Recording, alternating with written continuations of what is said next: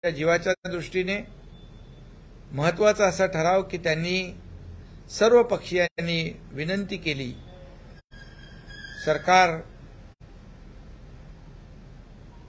मागणीवर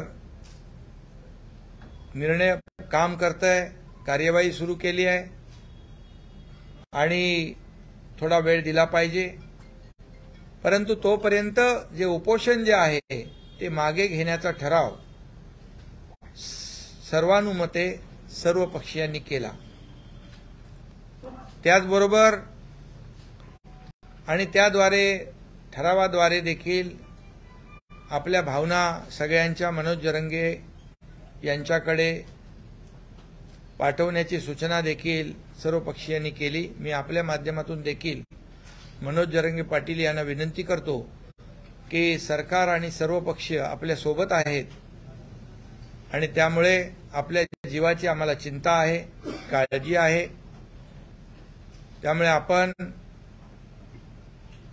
जी जस्टिस शिंदे साहेबांची कमिटी आपण गठीत केलेली आहे त्याला वेळ द्यावा, अशा प्रकारची विनंती शासनाच्या वतीने मी करू इच्छितो। त्याचबरोबर त्यांनी त्यांच्या शिष्टमंडळाच्या बरोबर परवाच्या दिवशी रात्री बैठक झाली, अतिशय सकारात्मक चर्चा झाली आणि त्यामध्ये जी जस्टिस शिंदे साहेबांची कमिटी आहे त्यामध्ये देखील मनोज जरंगे पाटील किंवा त्यांचे कोणी तज्ज्ञ त्या कमिटीमध्ये येऊ इच्छित असतील तर तो देखील निर्णय सरकारने घेतलाय, त्यांना त्या कमिटीमध्ये समाविष्ट करून घेण्याचा। कारण जी काही कमिटी कार्यवाही करेल त्याची अपडेट जी आहे त्यांना मिळत राहील, काही सूचनाही त्यांना करता येतील, यासाठी तो देखील निर्णय आपण घेतलेला आहे। त्याचबरोबर जे गुन्हे दाखल झालेले आहेत ते गुन्हे मागे घेण्याची विनंती केली गेली गावकऱ्यांच्या माध्यमातून आणि मनोज जरंगे पाटील यांच्या माध्यमातून। सरकारने ज्यांच्यावर गुन्हे दाखल झाले ते मागे घेण्याचा निर्णय घेतलेला आहे, तशा प्रकारच्या सूचना निर्देश संबंधित अधिकाऱ्यांना तात्काळ दिलेले आहेत। त्याचबरोबर जे या लाठीचार्जमध्ये जे अधिकारी दोषी आहेत त्यांच्यावर कारवाई करण्याची मागणी होती। एक डीवाय उपविभागीय अधिकारी त्यांना तर अगोदरच निलंबित केलं होतं, परंतु त्यांची मागणी होती 3 अधिकारी जे आहेत त्यांना निलंबन त्यांचं करण्याचं। तर त्याच्यामध्ये सुरेश खाडे, आघाव आणि एक तिसरे अधिकारी, या 3 अधिकाऱ्यांचं देखील निलंबन करण्याचा निर्णय शासनाने घेतलेला आहे। झालेल्या घटनेची खंत सगळ्यांनीच व्यक्त केली, स्वतः गृहमंत्री आणि उपमुख्यमंत्री महोदयांनी तर जाहीर त्या बैठकीमध्ये दिलगिरी व्यक्त केली। आम्ही सगळ्यांनी खंत व्यक्त केली, दिलगिरी काय त्यांनी तर स्वतः माफी मागितली। आणि त्यामुळे जे लाठीचार्जचं कोणी समर्थन केलं नाही आणि म्हणून जे अधिकारी 3 अधिकारी जे आहेत या अधिकाऱ्यांवर देखील निलंबनाची कारवाई करण्याचा निर्णय सरकारने घेतलाय। त्याचबरोबर मराठा समाजाला आरक्षण देण्याबाबत सर्व पक्षीय बैठकीमध्ये एकमत झालं, कसं द्यायचं या बाबतीमध्ये देखील चर्चा झाली। जे सुप्रीम कोर्टामध्ये रद्द झालेलं आहे ते पुन्हा प्राप्त झालं पाहिजे, इतर कुठल्याही समाजाचं आरक्षण कमी न करता ते दिलं पाहिजे, यावर देखील चर्चा झाली, एकमत झालं।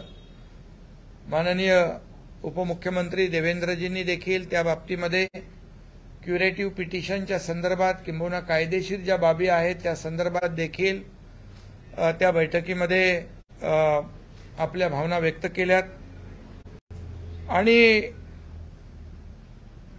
या बाबतीमध्ये सरकारची भूमिका अतिशय पहिल्या दिवसापासून स्पष्ट होती आजही आहे की इतर कुठल्याही समाजाचं आरक्षण कमी न करता मराठा समाजाला जे रद्द झालेलं आरक्षण मिळालं पाहिजे, त्यासाठी ज्या ज्या तज्ज्ञ लोकांच्या बरोबर चर्चा करणं, टास्क फोर्स तयार करणं, किंबहुना आता जे काही समर्पित आयोग आहे त्याच्या माध्यमातून, किंबहुना सुप्रीम कोर्टाने जे काय ऑब्झर्वेशन त्यांच्या निर्णयामध्ये ज्या त्रुटी दाखवलेल्या आहेत त्याच्यावर काम करणं, मराठा समाज मागास कसा आहे सामाजिक आणि शैक्षणिक हे सिद्ध करणं, यावर देखील बैठकीमध्ये चर्चा झाली।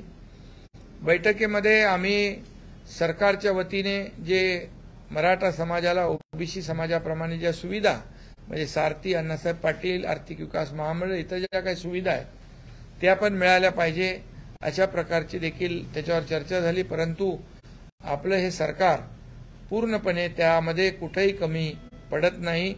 जे जे काही त्यांना ध्येय आहे ते देण्याचं काम देखील करतंय। आपल्यालाही माहित आहे की 3700 अधिसंख्य पद निर्माण करण्याचं काम देखील आपल्या सरकारने केलं। ते अधिसंख्य पद निर्माण करून 3700 जे त्यांना सिलेक्शन झालं होतं परंतु नियुक्त्या मिळाल्या नव्हत्या ते देखील आपल्या सरकारने केलं। त्यामुळे सरकार पूर्णपणे सकारात्मक दृष्टीने मराठा समाजाच्या आरक्षणाकडे पाहत आहे। फक्त एवढंच आहे की जो निर्णय आपण घेऊ तो कायद्याच्या चौकटीमध्ये टिकला पाहिजे। ते कुठल्याही परिस्थितीमध्ये मराठा समाजाची फसगत होता कामा नये याची काळजी सरकार घेत आहे आणि त्यामुळे पूर्णपणे मराठा समाजाला आरक्षण देण्याबाबत सरकार पूर्णपणे सकारात्मक आहे आणि कायद्याच्या चौकटीमध्ये टिकलं पाहिजे अशा प्रकारचा निर्णय जो आहे तो आम्ही या ठिकाणी घेण्याबाबत देखील चर्चा झाली आणि सरकार देखील त्यावर सरकारची भूमिका स्पष्ट आहे। आणि आता जस्टिस शिंदे साहेबांची जी कमिटी गठीत केली आहे त्याची आज एक बैठक देखील झालेली आहे आणि त्यामुळे कामाला गती आलेली आहे आणि याचा विचार आणि याची दखल घेऊन जे जे काही आंदोलनकर्त्यांचं म्हणणं होतं, भूमिका होती, जवळपास त्यामधल्या बहुतांश त्यांच्या मागणीला सरकारने मान्यता दिलेली आहे।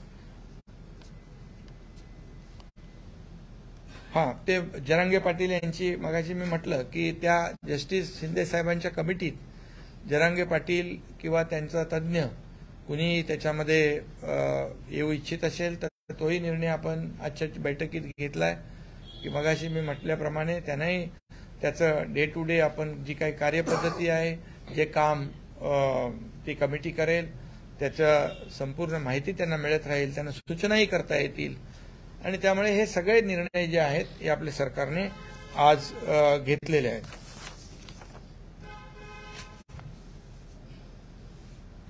जरांगे पाटील आपल्या मागणीवर ठाम राहिले आणि तुमचा जो प्रस्ताव आहे तो टाळला तर पुढची भूमिका सरकारची काय? नाही, आता त्यांना आम्ही सांगितलेलं आहे आणि मला वाटतं नक्की विश्वास आहे, कारण तिथल्या गावकऱ्यांच्यावरच्या ज्या केसेस आहेत त्या मागे घेण्याचा आमचा निर्णय झालाय। जे 3 अधिकारी जे आहेत त्यांना निलंबित करण्याचा निर्णय देखील सरकारने घेतलाय आणि त्याचबरोबर त्या कमिटीमध्ये देखील जरांगे पाटील किंवा त्यांचा कोणी प्रतिनिधी तो त्यालाही घेण्याचा निर्णय घेतलाय। त्यावरून पुढे जाऊन आम्हाला चिंता आहे सगळ्यांना मनोज जरांगे पाटील यांच्या तब्येतीची, त्यांच्या जीवाची आणि म्हणून सर्वानुमते एक ठराव देखील केलेला आहे की सर्वांच्या विनंतीला मान देऊन आपण आपलं आंदोलन उपोषण मागे घ्यावं आणि हे जे काही त्यांची मागणी होती ते निर्णय देखील आपण घेतले आणि जी समिती आहे त्याला थोडा वेळ द्यावा आणि त्या समितीचं कामकाज कसं चाललंय या कमिटीत देखील त्यांना घेण्याचा निर्णय झालाय। त्यामुळे मला वाटतं की मनोज जरांगे पाटील हे काही त्यांचं वैयक्तिक त्यांना कुठलं वैयक्तिक स्वतःच्या फायद्यासाठी त्यांनी आंदोलन केलेलं नाही। या मराठा समाजाला न्याय मिळाला पाहिजे म्हणून त्यांनी आंदोलन केलंय आणि त्यांची भावना अतिशय स्वच्छ आहे, स्पष्ट आहे आणि म्हणून सरकारने देखील भूमिका घेतलेली स्पष्ट आहे आणि आम्ही असं कुठलंही थातूरमातूर वेळ काढूपणा करणारं हे सरकार नाही। जे आम्ही करणार ते पूर्णपणे अतिशय टिकणारं आणि कायम अगदी त्याचा निर्णय जो आहे दूरगामी त्याचे परिणाम जे आहेत चांगले झाले पाहिजे अशाच प्रकारचा निर्णय सरकार घेणार आणि म्हणून मला वाटतं ते त्यांचं आंदोलन मागे घेतील असा विश्वास आहे. मागे घ्यावं अशी पुन्हा एकदा विनंती आहे. आणि त्याचबरोबर इतर ओबीसी समाज असेल, इतर धनगर समाज असेल, त्यांनी देखील त्यांचं कुठलंही आरक्षण आपण कमी करत नाही. त्यामुळे कुणी काही अपप्रचार करत असतील तर त्याला देखील कुणी बळी पडू नये. काही ठिकाणी ओबीसीचं देखील उपोषण सुरू आहे तर त्यांनी देखील उपोषण करण्याची आवश्यकताच नाही, कारण आपण अशी कुठलीही मागणी कुणी केली नाही की ओबीसीचं आरक्षण कमी करून मराठा समाजाला द्या. त्यामुळे त्यांना देखील माझी विनंती आहे की आपण देखील अशा प्रकारचं आंदोलन न करता सहकार्य करण्याची आवश्यकता आहे.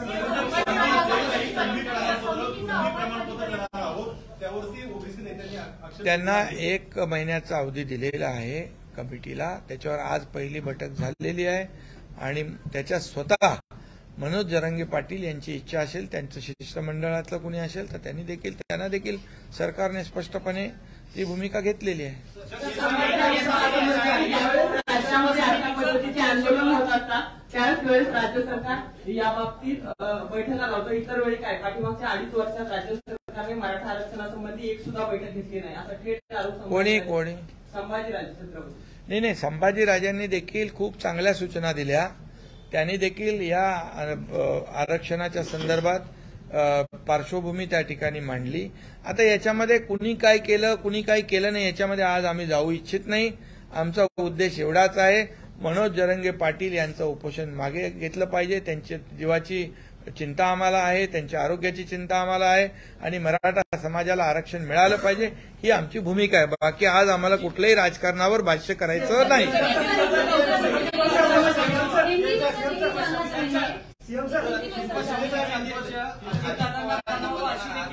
हाँ, ती देखील मागणी केलेली आहे. आता आम्ही अच्छा विचार करो. नहीं, इसमें आज जो बैठक हुई है सभी शासन और सभी विपक्ष दलों के नेता उस बैठक में थे. उनको निमंत्रित किया था क्योंकि राज्य में जो आज एक आंदोलन मराठा आरक्षण के लिए हो रहा है वहां पर मनोज जरांगे पाटिल अनशन में बैठे हैं और इसलिए जो राज्य में जो परिस्थिति निर्माण हुई है ये कानून व्यवस्था शांतता प्रस्थापित करना ये सरकार का काम है और निश्चित रूप से उसमें विपक्ष दलों का भी सहयोग हम अपेक्षित रखते हैं और इसलिए कुछ इस मराठा समाज को आरक्षण देना और मनोज जरांगे पाटिल का अनशन जो आंदोलन है वो पीछे लेना, स्थगित करना, उनको विनती करना, इसलिए आज की बैठक हुई थी. इसमें बहुत ही अच्छी चर्चा हुई और सभी लोगों ने विधायक सुझाव भी दिए कि मराठा समाज को आरक्षण कैसे मिले, उसके लिए क्या करना चाहिए और मनोज जरांगे पाटिल इनका अनशन जो है वो स्थगित होना चाहिए इसलिए क्योंकि उनके जान की चिंता सभी को है और पूरे सभी विपक्ष के पार्टी के सभी नेताओं ने एक ठराव पारित किया कि सरकार तो सकारात्मक है और सरकार उनके मांग पर काम कर रहा है तो सरकार को थोड़ा समय देना चाहिए और अनशन को स्थगित करना चाहिए. ऐसा एक ठराव पारित सभी लोगों ने मिलकर किया और ये ठराव पारित किया. इसलिए मैं ये भी जरांगे पाटिल को आह्वान करता हूँ, उनको भी निवेदन करता हूँ मैं कि ये सभी जो शासन तो है ही है आपके साथ और सभी पार्टी के दल के नेता भी आपके साथ है और इसलिए जो विनती उन्होंने की है हम सब लोगों ने की है कि उसे मान्य करे और ये अनशन स्थगित करे. और उनकी जो मांग थी कि जो लोग जिनके ऊपर गुने दाखिल हुए हैं वो पीछे लिए जाए तो सरकार ने निर्णय लिया है. जितने भी गुने दाखिल किए हैं वो पीछे लिए जाएंगे, उसके आदेश दिए गए हैं, उसका काम शुरू हो जाएगा. और जिनके जो लाठीचार्ज में जो दोषी पाए गए वो 3 अधिकारी जो है आगाव है, खाड़े है और एक तीसरा अधिकारी है, उनको निलंबित करने की मांग थी. उनको निलंबित करने का भी निर्णय सरकार ने लिया है. और ये जो जस्टिस शिंदे साहब की कमेटी है उसमें भी अगर मनोज जरांगे पाटिल और किसी उनके तज्ञ लोगों को उसमें शामिल होना है तो उसको भी वो भी निर्णय हमने लिया है ताकि डे टू डे जो काम की अपडेट है, कार्य पद्धति क्या है, उनको अवगत हो जाएगी और उससे उनमें वो सुझाव भी दे सकते हैं। ये ऐसा पूरा निर्णय हुआ है और इस निर्णय में, ये सभा में, मीटिंग में मराठा समाज को आरक्षण देने में सब लोगों का एकमत हुआ है। कैसे देना है, क्या देना है, उसको भी, उसके ऊपर भी कई लोगों ने सुझाव दिए हैं। हमारे उप मुख्यमंत्री देवेंद्र फडणवीस जी ने भी जो क्यूरेटिव पिटीशन के बारे में भी अपनी जो भावना है व्यक्त की है। सबका एक ही हल है, इसमें सब लोग एक ही मुद्दे पर कायम है। सरकार की भूमिका स्पष्ट है, मराठा समाज को आरक्षण देना है। किसी अन्य वर्ग का आरक्षण कम करके मराठा समाज को आरक्षण नहीं देना है। जो बिल्कुल आरक्षण रद्द हुआ है उसे रिस्टोर करना है। और इसलिए मेरी ओबीसी समाज हो या धनगर समाज हो, उनसे भी अपील है कि जो भी कोई ऐसा अपप्रचार करेगा उससे सावधान रहिए, क्योंकि किसी का आरक्षण कम, रिजर्वेशन कम कर किसी के ऊपर अन्याय करके मराठा समाज आरक्षण नहीं मांग रहा है। मराठा समाज को जो आरक्षण जो उनका था, जो देवेंद्र फडणवीस साहब जब थे, जो दिया था, वो रिस्टोर करने की मांग उनकी है। और इसलिए इस मीटिंग में पूरी तरह सकारात्मक चर्चा हुई है, एक अच्छा वातावरण हुआ है और सभी लोग ऐसे समय में साथ में हो जाते हैं तो राज्य में कानून व्यवस्था और शांति बनाए रखने में काम आती है। धन्यवाद।